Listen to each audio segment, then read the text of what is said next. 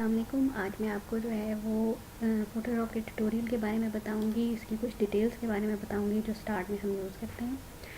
ये Photoshop CC 2015 का environment है।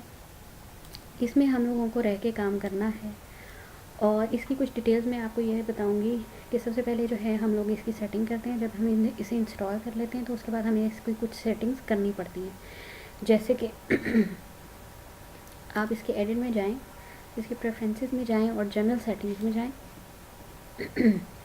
यहाँ पे जो है आपको बहुत सारे जो है वो ऑप्शंस नज़र आ रहे होंगे। इसमें से हम लोगों ने जो है वो सबसे पहले टूल्स की ऑप्शन सेलेक्ट करनी है। टूल्स के ऑप्शन में हम लोगों के पास zoom with scroll wheel uncheck हुआ होता है अक्सर जब हम लोग इंस्टॉल करते हैं। इसको आपको जो है वो चेक करना है, जिस तरह कि मेरा ये चेक हुआ है, ठीक है। इसके अलावा नेक्स्ट जो ऑप्शन है हम लोगों के पास वो स्क्रैच डिस्क की है।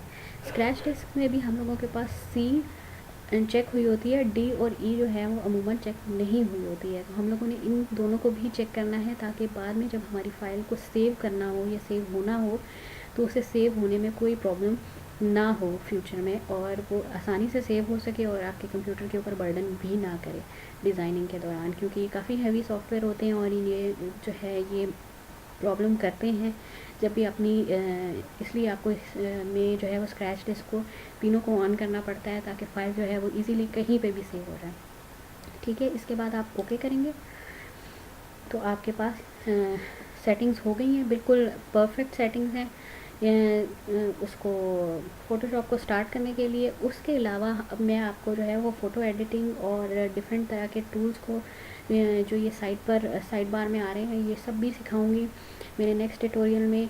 मेरा नेक्स्ट ट्यूटोरियल मस्त देखिएगा। Thank you.